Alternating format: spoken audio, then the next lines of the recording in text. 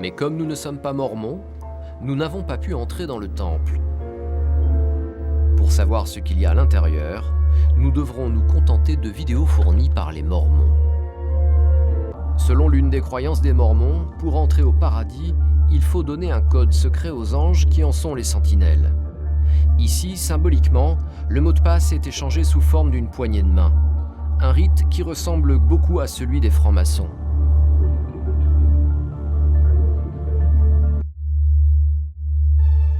Un dimanche, dans la banlieue sud de Paris, à Malakoff. Derrière les murs anonymes de cette ancienne usine, se cache une église pas comme les autres.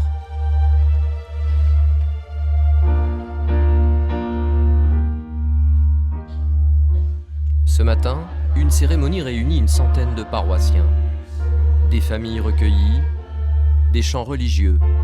Ça ressemble à une messe catholique ou à un culte protestant. À quelques détails près, il n'y a pas de maître de cérémonie. La séance elle-même ne dure pas plus d'un quart d'heure. Et pendant que l'assemblée prie, un jeune garçon se livre à d'étranges préparatifs. Là, je prépare le plateau et je mets de l'eau qui représentera le sang du Christ. De l'eau du robinet pour le sang du Christ. Et pour le corps du Christ, ce sera tout simplement du pain de mie. C'est Alexis, 12 ans, qui est chargé de distribuer la communion. Il n'en a pas l'air, mais cet enfant est prêtre, comme tous les hommes de l'Assemblée. C'est comme ça, dans l'église de Jésus-Christ des Saints des Derniers Jours, plus couramment appelée Église des Mormons.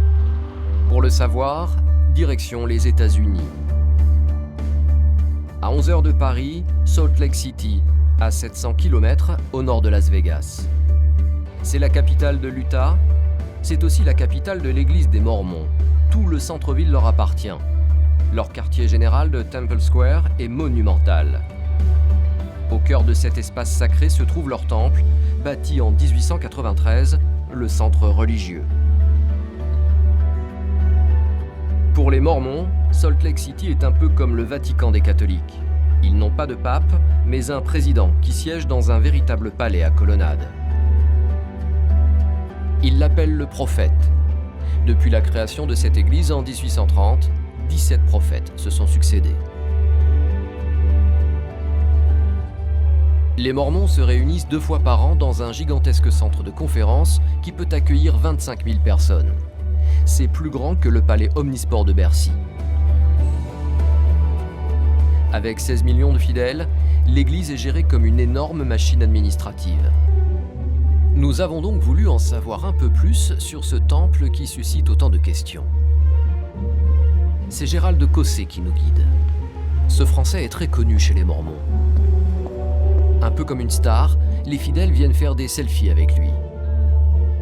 C'est leur évêque président. C'est lui qui gère au niveau mondial les finances de leur église. On le surnomme le banquier des Mormons. Oui, non, c'est pas du tout exact. L'église n'est pas une banque, ça n'est pas une institution financière. C'est vrai que c'est une église mondiale qui est présente dans la plupart des pays dans le monde. Et les membres de l'église vont aux réunions dominicales dans l'église la plus proche de chez eux.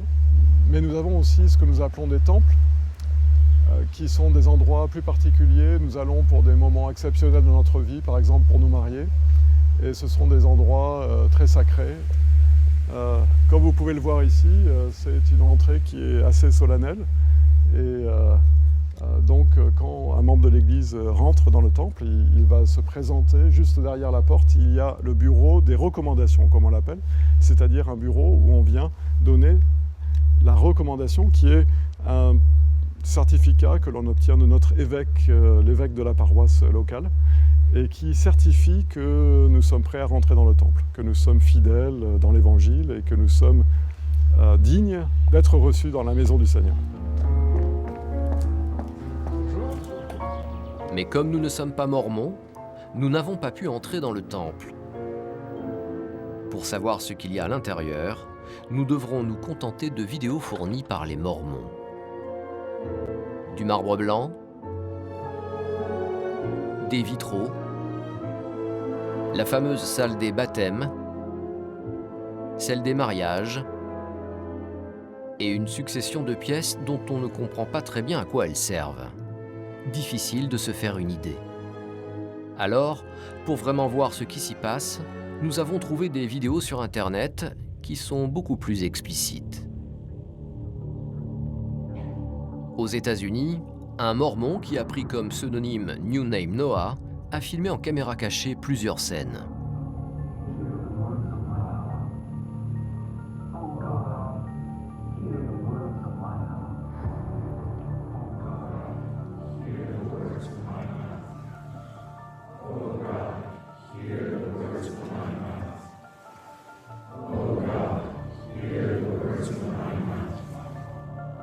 Seuls les adultes sont autorisés à participer à ces cérémonies. Les Mormons appellent ça un cercle de prière. Et quand chacun retourne à sa place, il se passe des choses étranges derrière le rideau. Selon l'une des croyances des Mormons, pour entrer au paradis, il faut donner un code secret aux anges qui en sont les sentinelles. Ici, symboliquement, le mot de passe est échangé sous forme d'une poignée de main. Un rite qui ressemble beaucoup à celui des francs-maçons.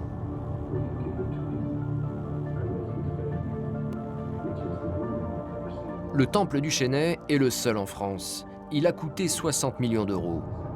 Des temples comme celui-ci, il y en a 159 dans le monde, intégralement financés par l'Église des Mormons.